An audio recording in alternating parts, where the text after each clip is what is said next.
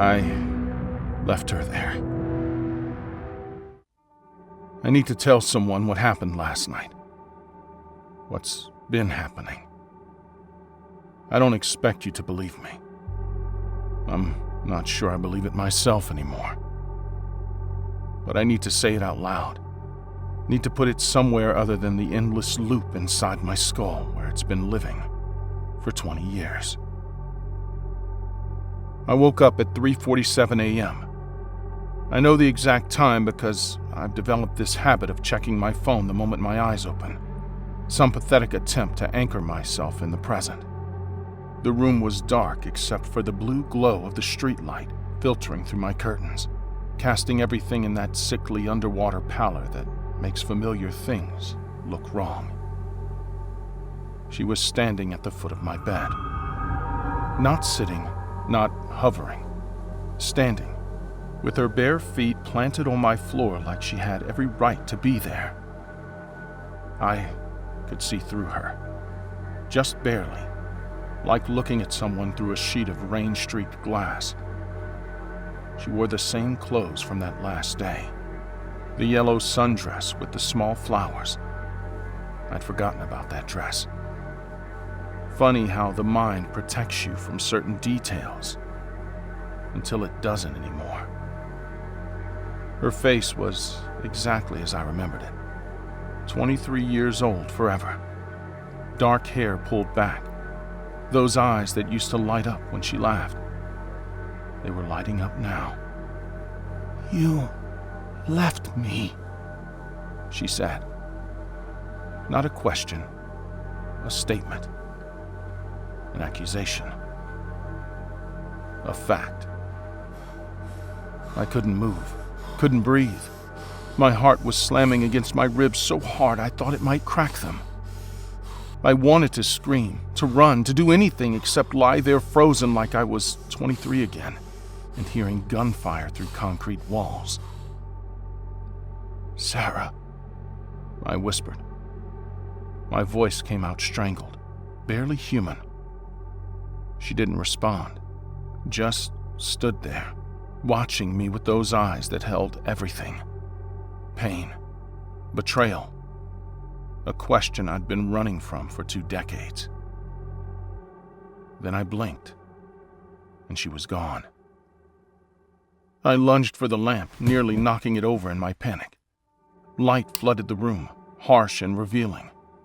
Empty. Of course it was empty. Just my bedroom with its unmade bed and yesterday's clothes on the floor, and the persistent smell of coffee I can never quite get rid of. That's when I saw it. On my nightstand, propped against the base of the lamp where it absolutely had not been when I went to sleep. A Polaroid photograph. My hands were shaking as I picked it up. The image had that faded quality of old instant film. The colors shifted toward yellow and magenta, but I recognized it immediately. Cartagena, the walled city. We were standing in front of those colonial buildings with the bright painted walls. I think it was pink or maybe coral. Sarah was leaning into me, her head on my shoulder, both of us grinning like idiots. Like we owned the world. Like nothing bad could ever touch us. I took this photo out of my apartment 6 years ago, boxed it up with everything else from that time, and put it in a storage unit across town.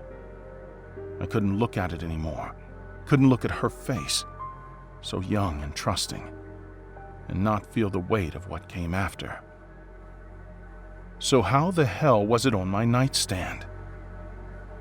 The memories came then, the way they always do. Not gently, not gradually, but like a fist through glass. We'd been so careful planning that trip. 3 months backpacking through South America, Ecuador, Peru, Bolivia, Colombia. Sarah had it all mapped out in one of those moleskin notebooks she loved. Every hostel and bus route and must-see destination highlighted in different colors. We were going to have an adventure. We were going to come back with stories that would last a lifetime. Colombia was supposed to be the highlight. We'd heard Cartagena was magical, that Bogota was vibrant and complex, that the country was finally safe for travelers after decades of violence. Everyone said the bad old days were over. Everyone was wrong. It happened outside Medellin. We'd taken a wrong turn trying to find some waterfall Sarah had read about. The road got narrower, more rural. Then there were men with guns stepping out from the trees, and a van with its side door already opened, and hands grabbing us, and Sarah screaming my name. They separated us immediately. That's what I remember most clearly. The moment they dragged her down a different corridor, and I heard the metal door slam between us. The sound of that door. It's the sound I hear in my nightmares. The sound that jerks me awake most nights, even now. The room they put me in was concrete, no windows, a single bulb hanging from the ceiling that kept on 24 hours a day, a bucket in the corner. That was it. But I could hear through the walls. God, I could hear everything. Her voice, pleading at first, then crying, then screaming, then sounds that weren't quite words anymore. Just raw animal sounds of pain and fear, and men's voices laughing, always laughing. I beat my fist bloody against that door. I screamed until my throat was raw. I begged them to take me, to hurt me, to do whatever they wanted, if they'd just leave her alone. No one came. This went on for 3, maybe 4 days. Time stopped meaning anything in that room. There was only the light that never went off, and the sounds through the wall, and the growing certainty that we were going to die there. Then on what I think was the 4th night, everything changed. Gunfire. Not distant. Close. Right outside. Shouting in Spanish. Words I couldn't understand, but the tone was clear. Chaos. Violence. Panic. More gunfire. Explosions. The building shook. Dust rained down from the ceiling. Then, silence. Then footsteps running past my door. Then nothing. I waited. Minutes. Hours, I don't know. Finally, I tried the door, and to my surprise, it opened. The corridor was empty. Emergency lighting cast everything in red. There was blood on the floor. I stepped over it, trying not to look. At the end of the hall, I could see outside through a shattered doorway. Night, trees, freedom. I should have looked for her then. I should have tried every door, searched every room, called her name until I found her, or died trying. But I didn't. I ran. I told myself I'd get help. I told myself I'd come back with police, with soldiers, with anyone who could save her. I told myself a lot of things as I crashed through that jungle in the dark, branches tearing at my face, my lungs burning, my legs pumping with pure animal terror. But the truth I've never told anyone, the truth that's been eating me alive for 20 years, is that I was too scared to look for her. I heard the gunfire continuing behind me. I saw bodies in the compound as I ran past. I saw vehicles burning. I saw men with automatic weapons shooting at each other in the dark. And I chose myself. I chose my life over hers. I made it to a road, flagged down a truck. The driver took one look at me, bloody, filthy, clearly foreign, and drove me straight to the nearest police station. I told them everything. They nodded, took notes, made phone calls. They told me they'd investigate. They told me to go back to my hotel, that they'd contact me. They told me a lot of things. 2 days later, the American Embassy got me on a flight home. They said the area was too dangerous, that the compound had been burned to the ground, that there was nothing left to find. They said I was lucky to be alive. They never found Sarah. I never went back. I'm sitting on my bed now, holding that photograph, and I can feel her behind me. I don't need to turn around to know she's there. The temperature in the room has dropped. I can see my breath. The lamp is flickering. I looked for you, I say to the empty room. My voice cracks. I tried to... No, you didn't. Her voice is right behind me now, close enough that I should feel her breath on my neck. Except, ghosts don't breathe, do they? I force myself to turn around. She's there, fully there this time, not translucent at all. She looks solid, real, like I could reach out and touch her. Except for her eyes. Her eyes are wrong, too dark, too deep, like looking into wells that have no bottom. You ran, she says. You heard the gunfire, and you ran, and you never looked back. I was scared, I whisper. I was terrified. I thought... You thought about yourself. She moves closer. You thought about your life, your future, getting home. You thought about everything except me. That's not true, Sarah. I... Did you love me? She asks. The question stops me cold. Did you ever really love me?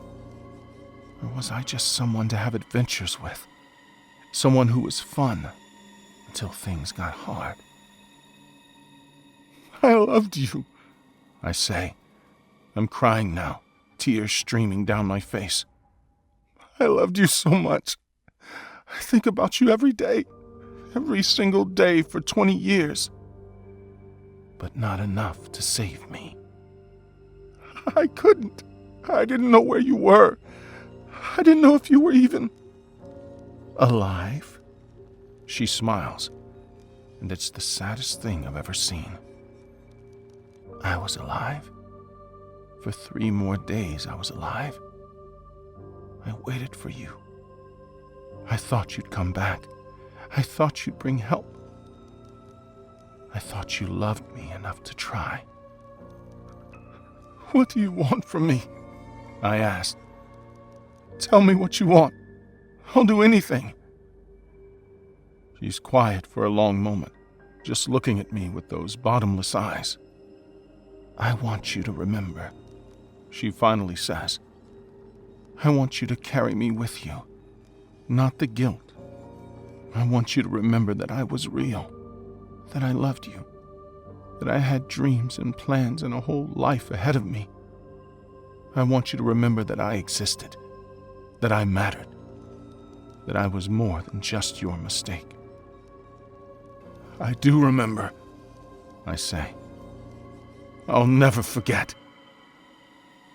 Good. She's fading now, becoming translucent again. Because I can't. Where I am, there is no forgetting. There's only that moment, over and over. The moment I realized you weren't coming back. Sarah, please. But she's gone. The room is warm again. The lamp stops flickering. I'm alone with the photograph and the weight of 20 years and the knowledge that I'll never know if she was really here or if she was just another manifestation of my guilt made visible. Maybe it doesn't matter. Maybe the haunting is real either way. It's dawn now. I can hear the city waking up outside my window. Normal sounds, traffic, someone's alarm going off. Life continuing like it always does, indifferent to private horrors. I'm still holding the photograph. I'll remember her. The girl who loved adventure and kept detailed notebooks and looked beautiful in a yellow sundress. The girl who deserved so much better than what she got, than what I gave her. They say the dead can't hurt you. They're wrong. I don't want her forgiveness. I don't deserve it. It's 20 years too late for that. All I can do now is remember, and wait, and wonder if tonight when I turn off the lights and close my eyes, I'll wake up to find her standing at the foot of my bed again, asking the question I still don't know how to answer. Did you love me? God help me, I did.